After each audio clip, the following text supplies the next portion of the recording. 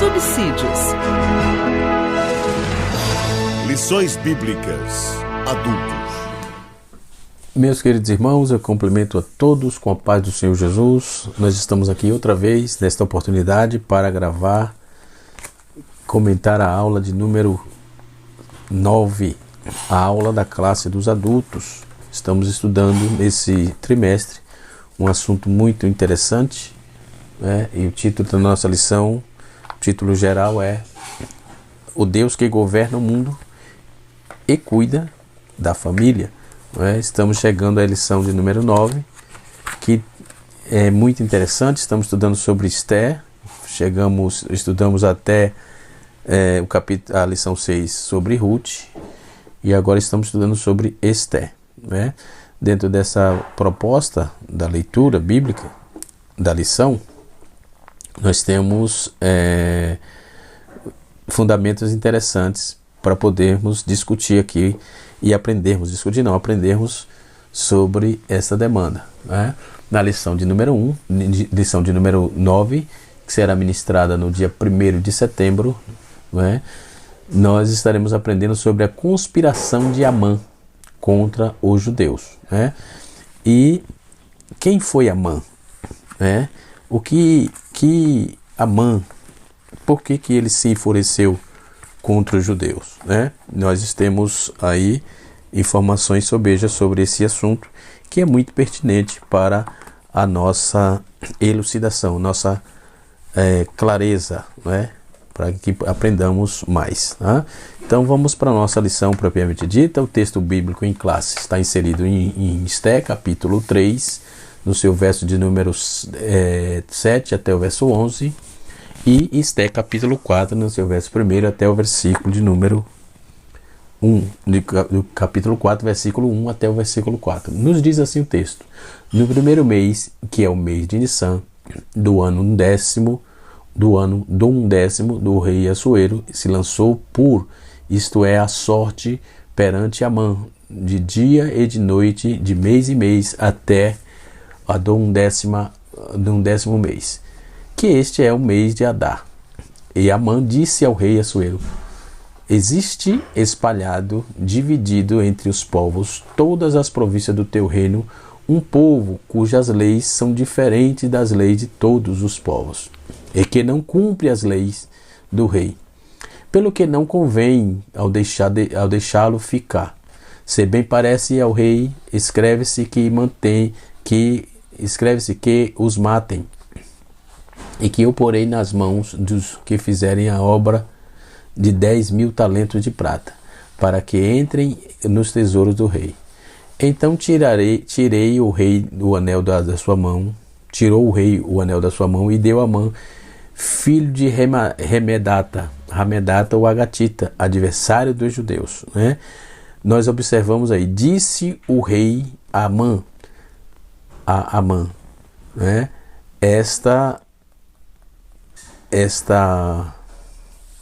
prata te é dada, como também este povo, para fazer dele o que bem parecia aos teus olhos. Olha bem a trama.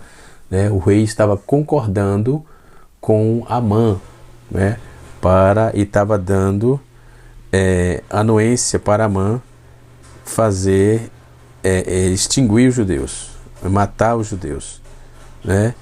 E podemos observar que isso é um problema para o povo de Israel. Porém, eles esqueceram, Amã esqueceu, e eles sabiam, não esqueceram, ele sabia que o povo era diferente, tinha uma doutrina diferente, e ele mesmo fala isso para o rei. Eles não cumprem eles desobedecem o que dissemos, o que determinamos aqui, eles desobedecem. Observe dentro desse contexto que essa promoção de Amã, quanto tempo depois essa história aí aparece, como eles são detratores de caráter do povo de Deus. No capítulo 4 está escrito assim, verso 1: quando Mardoqueu soube que quando se havia passado, rasgou Mardoqueu as suas vestes e vestiu-se de um pano de saco e com cinza, e saiu pelo meio da cidade e clamou com grande amargo e clamor. com grande e amargo clamor, ou melhor.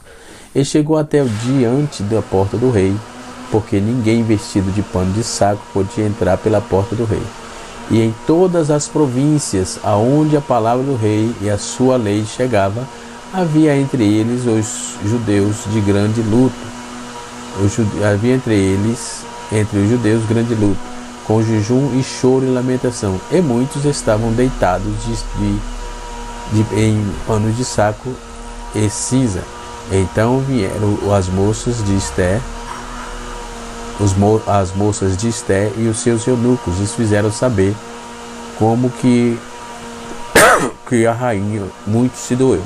E mandou veste para vestir a Mardoqueu, tirou-lhe o seu cilício, porém ele não aceitou. Existe aqui um fator interessante, que Mardoqueu se revoltou contra essa ação do Agatita lá, do Amã, né? Provavelmente, depois de um curto intervalo, vamos aí apresentar Amã, filho de Hadato, o Agatita, que promoveu-se e colocou o seu assento acima de todos os príncipes, né? Essa promoção, então o rei promoveu e colocou seu assento acima dos príncipes, e rastreando o nome dele, Amã, é de interesse. Seu significado o nome significa magnífico, né? Magnífico. Os filólogos derivam do Deus persa Amon ou Omon, né? Que se pensava ser um espírito possuidor, poder vivificante. Portanto, o que mais nos interessa é que ele era descendente de Agag, rei de Amaleque. 1 Samuel capítulo de número 15, versículo 8. Essa turma descendia de Saul, de Esaú, irmão e inimigo de Jacó. Amaleque, que é sempre amargo inimigo de Israel, e sua derrota final virá na segunda vinda de Cristo. É o que temos aqui. E assim, entendeu? Diz o texto que Amã, em Números capítulo 24, versículo 17 a 20, né? Está escrito que este Amã é o Amalequita, mais tarde chamado de inimigo dos judeus, né? Podemos observar que essa fúria que ele teve contra os judeus, ele diz assim: no mês que é o mês de Nissan, no primeiro mês, no mês do 10º, não é, do rei Assuero, se lançou um puro, isto é, sorte perante Amã, do dia a dia, de mês em mês, de noite, de ano em ano, né? Então Amã disse ao rei: existe espalhado. Aí ele começou a maquinar. Quando ele recebeu o poder, ele começou a maquinar contra o povo de Deus. Todos os servos do rei se curvaram e reverenciavam eles, e eles pagaram a ele honra de um Deus. Eles entregavam a ele, davam a ele a honra de um Deus, né? Todos esses governantes orientais, eles reivindicavam deidade, entendeu? Artaban, por exemplo, está dizendo que a Temístoides, por exemplo, de acordo com Plutarco, ou seja, importante para nós persa é um rei adorado, visto com a própria imagem de Deus, né? Era a ideia deles, que era importante para eles isso. E Amã se colocou nessa situação como representante do rei. Esse culto foi estendido a Amã, né? E Mardoqueu não se curvou, porque a tal referência envolvia o reconhecimento de um falso Deus, né? E era contra o mandamento de Deus. Mardoqueu era judeu e conhecia tudo o mandamento de Deus, né? Mardoqueu, por ter se lembrado da grande petição de Isaías: a mim todo joelho se dobrará e toda língua julgará. De acordo com a tradição judaica, Amã usava uma túnica à imagem de um ídolo, pois foi a razão pela qual Mardoqueu recusou, né? Então os servos do rei avisavam a Mardoqueu quando isso não foi atendido, e contaram isso a Amã. Desculpem, estou um pouco gripado. Portanto, Mardoqueu manifestou a fé em Deus. Ele confiou naquele que livrou os companheiros de Daniel da fornalha, enfim, trazendo essa alusão aqui, né? Nabucodonosor recusou, quando eles recusaram adorar a imagem a imagem do rei também erguida por Nabucodonosor, né? Então a situação muito parecida, né? Ele confiou no mesmo Deus que tinha fechado a boca do leão, como Daniel. Então podemos dizer, quando Amã descobre que o Mardoqueu era judeu e sua recusa não foi desobediência voluntária, mas uma inspirada pela fé em Deus, né? Em sua obediência à lei de Deus, o ódio malequita é despertado no seu coração, um coração perverso, cheio de ira, né? Conforme vimos na lição passada, que os bastidores do poder é muito promíscuo, né? Muito promíscuo nesse quesito aí, né? Naqueles dias ali, os bastidores do poder era promíscuo, só tinha coisas ruins que em volta daquilo, né? Podemos observar que um ser invisível, aquele que é assassino, desde o início, disse-lhe para aproveitar a ocasião todos os judeus do Império Persa, aproveitar a ocasião para destruir todos os judeus do Império, conforme vimos no capítulo 3, versículo 1 até o versículo de número 6, entendeu? Já havia essa proposta. Nós lemos aqui o versículo 7, né? No versículo 8 disse Amã, o rei Assuero, existe espalhado e dividido entre os povos todas as províncias do teu reino, tem um povo cujas leis são diferentes. Ou seja, eles estavam lá, mas não estavam cumprindo nada com o que os persas queriam. O salvo está nesse mundo, mas não deve se curvar para esse mundo, para essa promiscuidade, para esse hedonismo que existe, né? Então a proposta de Amã foi que no mês 12º, né, ou do 10º, como está escrito, né, no ano do rei Xerxes, o rei Artaxerxes, o Assuero, no mês de Nissan, lançaram um puro, isto é, sorte, né, na presença de Amã, para escolher um dia do mês para executar o plano, né, e foi sorteado o 12º mês, o mês de Adar. Ele queria descobrir o mês que seria mais adequado para a execução de sua trama perversa. Os adivinhos, espíritos familiares, estão perguntando a mortos, adivinhos pelo voo dos pássaros e pelo fígado de animal mortos, né? Prognosticadores, astrólogos, floresceram entre os egípcios e os babilônicos e os persas e todas essas outras nações pagãs, né? E através do sorteio de imagem, que é o 12º mês, ou o mês judaico de Adar, né? É um mês para executar a trama. Então a tradição judaica explica isso da seguinte maneira, vamos lá. Quando ele veio fazer a observação do mês de Adar, que está sob o signo zodiacal dos peixes, Amã exclamou, agora eles serão capturados por mim como os peixes do mar. Mas ele não percebeu que os filhos de José são comparados na escritura dos peixes do mar, né?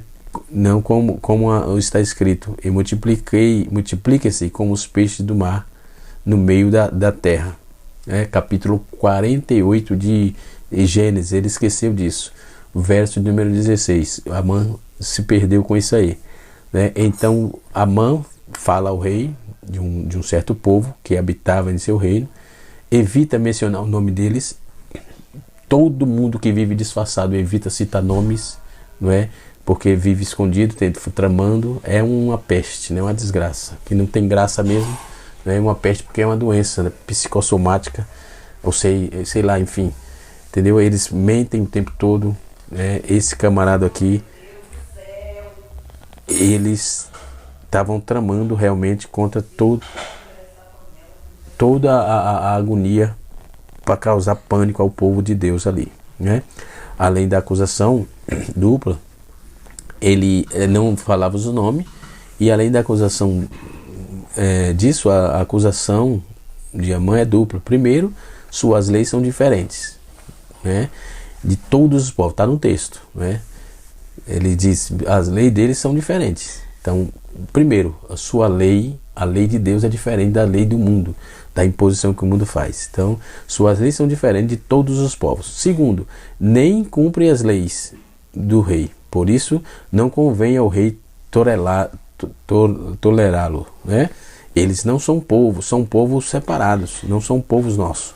seguindo a lei dada por Deus. Né? Eles são um povo separado, seguia a lei que Deus estabeleceu, e não a lei de Assuero, ou Xerxes, ou Artaxerxes, enfim, a lei do rei, para ser mais preciso, né? Esse consentimento do rei foi esse legado religioso que despertou o ódio, né, de Satanás através de Amã, né? Ele pode agora o assassinado, ele pede agora o assassinato em massa do povo, da raça dos judeus, e Amã foi esperto o suficiente para antecipar uma objeção ao lado do rei. Eles oferecem para pagar 10.000 talentos de prata, né, desejando a matança dos judeus, né, conforme está no texto aqui, né, que eles ofereceu dinheiro, 10.000 talentos de prata, né, ele oferece para a matança dos judeus. Com essa oferta ele tentou a avareza do rei. Ao mesmo tempo ele fez cócega no seu orgulho, né? Insinuando, aliás, que deveria ser uma ninharia para ele perder o poder, ou ele perder o povo inteiro, que valia a pena o preço de 10 talentos. Então o rei lhe deu o seu anel, que era o anel para selar o documento. Cada anel ele tinha um selo, né? Então a transferência do anel real com o selo real denotava a transferência da autoridade e o poder real que era destinado para Amã. Então Amã foi, portanto, investido de autoridade real. A arrogância do rei aparece agora aí. Não só ele entrega o anel de sinete, mas também dá a Amã um presente da enorme quantidade, né, que havia oferecido ao rei. A sangue frio, Xerxes entrega-lhe o povo desconhecido nas mãos desse perverso inimigo. Capítulo 7, versículo de 1 a 11, que é o que nós estamos lendo aqui, né? Ele entregou. Então disse o rei a Amã: esta prata te é dada, como também este povo, para fazer-te dele o que bem parecer. O rei deu 10.000 talentos de prata e também o povo nas mãos dele para dissipar os judeus, né? Aí nós vamos ver uma verdadeira proclamação da morte foi emitida. Os escribas do rei foram chamados no 13º dia do mês. Amã ordenou que escrevesse a carta na língua escrita dada de cada povo, e os sátrapas dos reis, do rei, e os governantes de várias províncias, os chefes, tudo, enfim, ele espalhou aquela carta para todo mundo, não é? Que tanto os sátrapas como os súditos ali, todo mundo, tudo foi escrito em nome do rei Xerxes e selado com o seu anel. Assim, cartas foram escritas, enviadas pelos correios, todas as províncias do rei, para destruir, matar e perecer, e fazer perecer o povo judeus, todos os judeus, né?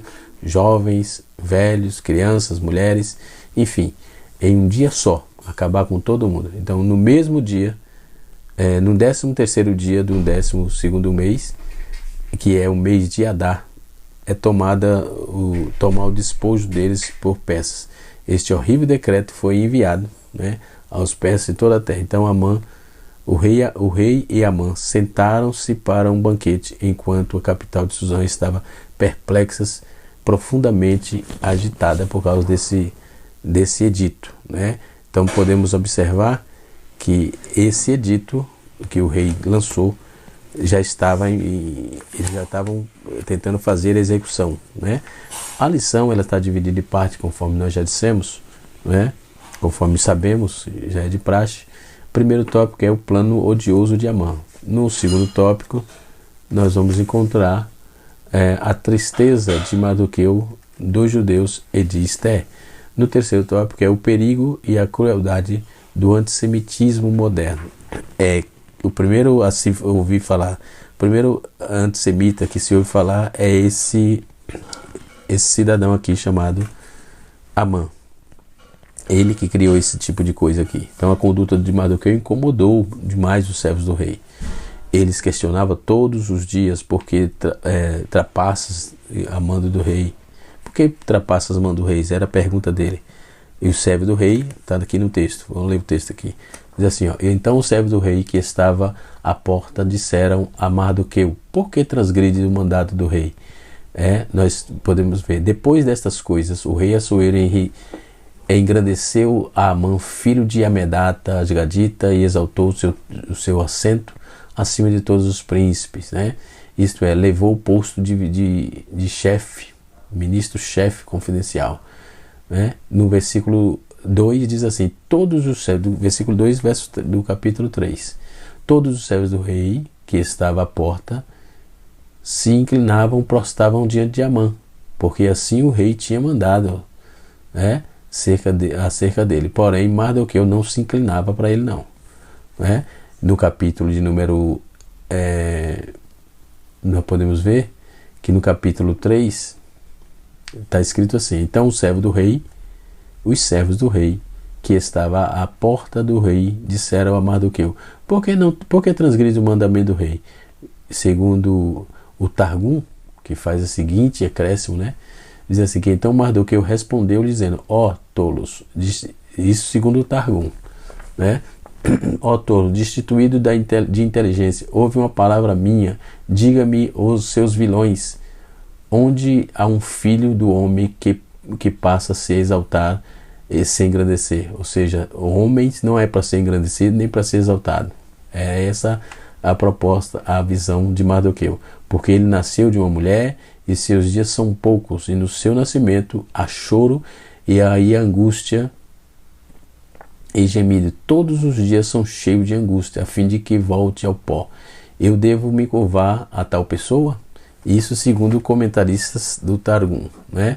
Não me curvei, exceto ao Deus vivo, verdadeiro, que é uma chama de fogo consumidor, que pendurou a terra no seu braço e estendeu o firmamento sobre o seu poder. Por sua vontade escurece o sol, e sua vontade torna-se trevas claras, e a sua sabedoria pôs limites no mar. Então ele estava exaltando Mardoqueu, exaltando aqui a grandeza do Deus que fez os céus e a terra, né? Ele respondeu e disseram a Mardoqueu, sabemos que teu passado se prostrou diante do teu antepassado de Emã. Mardoqueu respondeu e disse, quem foi que prostrou diante do antepassado de Amã? E eles responderam, teu antepassado Jacó, não se prostrou diante de seu irmão Esaú, que era antepassado de Amã? Capítulo 33 de Gênesis, verso seguinte aí. A seguir ele respondeu e disse, eu sou da descendência de Benjamim, mas quando Jacó se curvou diante de Esaú, Benjamim não havia nascido, não é? E daquele dia em diante ele nunca se curvou diante de algum homem. Por isso Deus o fez com ele uma aliança eterna desde o ventre da sua mãe, para que habite na terra de Israel. Esse comentarista vai trazer esse Targum, né? Essa visão do Targum, que é interessante, né? O verso 4 diz assim, sucedeu pois que tendo ele dito isto, no dia após, ele não tendo lhe dado ouvido, né? Avisaram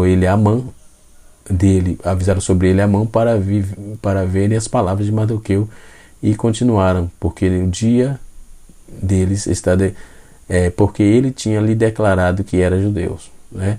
Então daí Amã passou a saber que ele era judeu. Essa expressão significa, e as palavras de Mardoqueu continuariam. A expressão hebraica aqui significa que o assunto ou palavras deles desejava saber se a recusa passaria impunemente, né, aos olhos deles. Será que vai passar? Será que eles vão deixar o Mardoqueu viver? Não era apenas uma violação de costume, mas também uma presunção injustificável, segundo a visão dos servos do Amã, né, o servo do Assuero também, porque ele tinha que lhe declarar que era judeu, né? O ponto desta cláusula aqui não é claro. Pode significar também que deseja ser sua nacionalidade, se isentaria de prostração. Então, quando ele disse da sua nacionalidade, ele disse, eu não sou dessa terra, né? Por que eu tenho que prostrar para outros povos, né? Era essa a visão que eles tiveram aqui. Então, quando Amã viu que Mardoqueu não se inclinava nem se prostrava diante dele, ele se encheu de furor, de ira, né? Aí nós podemos ver, Amã não percebeu a conduta de Mardoqueu até que seus servos chamavam a atenção dele para isso, ou seja, avisaram a ele. Esses bastidores de poder tem sempre os fuxiqueiros, os fofoqueiros, agora aí, aqueles que torcem contra, sempre tem. Isso explica que tantos dias se passaram, nem que Mardoqueu se metesse em problema. No verso 6 diz assim: tendo já sido informado o povo de Mardoqueu, ele achou pouco matar apenas Mardoqueu. Então Amã procurou destruir todos os judeus e o povo de Mardoqueu que havia no reino de Assuero. A ira de Amã era tão expressiva que puniu o homem que excitava a praticar, parecia nada. Então toda nação a qual a inimiga pertencia deve perecer. Poucos mais de 40 anos, com a ascensão de Dário e Espartes, por exemplo, houve um massacre geral dos magos, quando o povo matou todos os magos que cruzaram o seu caminho. Eles também são exemplos, e outros exemplos podem ser aduzidos aí e ilustrar a tendência de vingança. Então podemos observar que dentro dessa visão do capítulo de número 6, no versículo 7, que é o texto da lição, diz assim: no mês que é o mês de Nissan, no 12º rei, nós já falamos sobre isso, então nesse mês foi lançado um puro, ou seja, isso é sorte, ao rei correr de modo determinado um dia auspicioso para colocar o seu esquema atroz em execução. Amã agiu como rei e nobres da Pérsia sempre fizeram, nunca se enganjado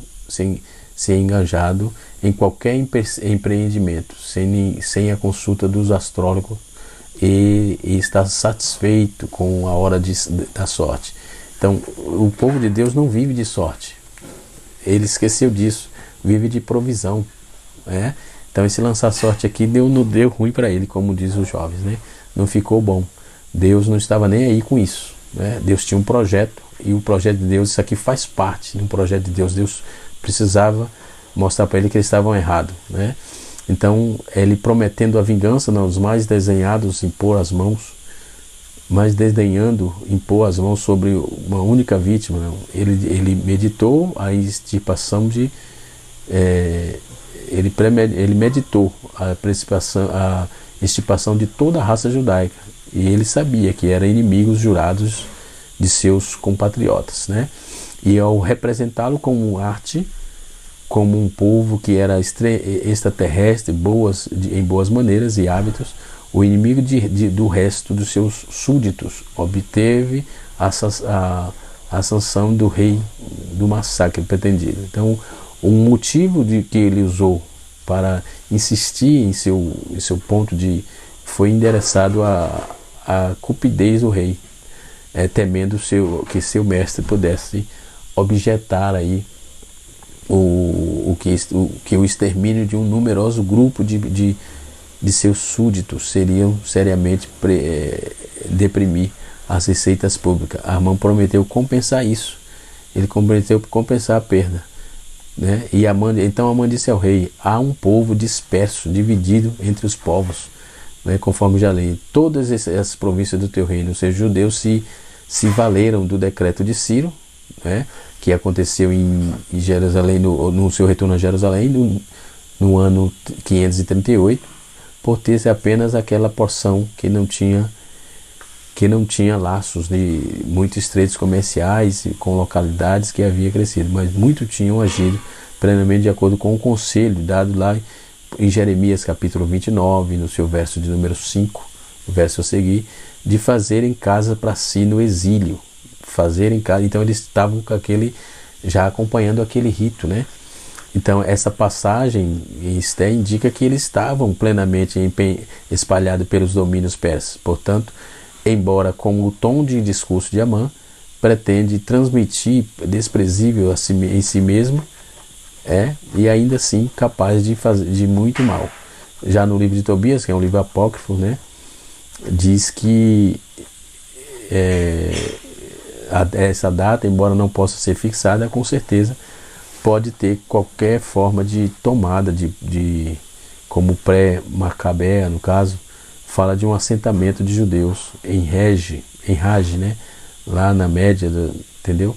E isso está em Esther, faz uma alusão com Esther capítulo 1, verso 14 e Esther capítulo 7, verso 1, não é? Eu tenho aqui a Bíblia de Jerusalém, temos também a Bíblia Teb, elas têm os textos apócrifos, né? Que são livros históricos que se tem algumas informações lá, né? Principalmente desses assuntos assim. Cujas leis, diz assim, cujas leis são diferentes de todos os povos. O autor do livro pode ter em mente em Deuteronômio, capítulo 4, o autor do livro de Esther, versos 6 a 8, que diz: onde está a diversidade reivindicada como testemunho de sabedoria dos povos, né? Cuja acusação de Amã aqui implicando como implica numa deslealdade quase desnecessária por todos os judeus, como o rei. Então hoje essa perseguição ela persiste, né? E nós vamos ver assim, podemos comparar que a dirigida corte persa por Huem e Sinzai, por exemplo, lá no capítulo 4, verso de número 16 a 12. Inclusive na leitura tem o capítulo 4, verso de número 1 a 4, né? Quando Mardoqueu soube disso, né? E assim sucessivamente. Dentro dessa proposta, no capítulo 4 aqui, podemos observar que essa visão, o versículo 1 diz: Mardoqueu soube de tudo que havia acontecido, então Mardoqueu rasgou sua veste, entendeu? E saiu andando por meio da cidade, clamando com grande e amargo clamor, né? Mardoqueu soube de tudo que havia acontecido, baseado na natureza irrevogável do decreto de um monarca persa, né? Em Daniel capítulo de número 6, verso 15, né? Fala desses decretos, né? Então Amã tomou conhecimento de que a sanção real foi obtida. Então Mardoqueu sai, sem dúvida, entre os primeiros a ouvir sobre isso, por a sua própria conta, e assim como seus compatriotas, sair informando: olha, tem um decreto lançado contra nós aí, nós estamos em perigo, né? E assim sucessivamente. Então chegou diante da porta do rei, porque ninguém vestido de saco podia entrar ali na porta do rei. Ou seja, chegou diante da porta do rei, como sendo seu local habital de refúgio ou esperança. Neste momento de angústias, ele podia ter alguma chance de comunicação com Esther. Esther já estava ali, já era rainha, entendeu? Com o seu traje que impedisse de se aproximar, né?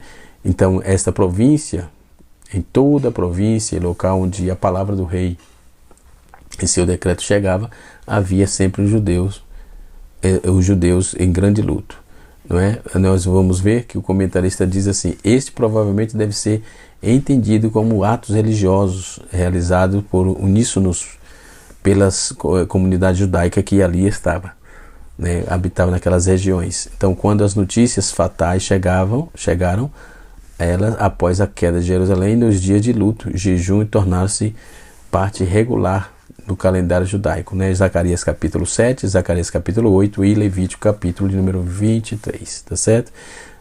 O assunto é interessante, é muito bom, palpitante, mas devemos ficar por aqui devido o vídeo não ficar muito longo. Que Deus em Cristo abençoe a todos e podemos entender que Deus tem provisão para o povo, né? Principalmente aqueles que estão sendo manietados a enganar. Então o primeiro antissemita aqui é o Amã, e o antissemitismo hoje é um problema, e nós temos aqui no tópico de número 3 as faces do antissemitismo moderno, né, que é uma forma de hostilidade sistemática contra os judeus, né?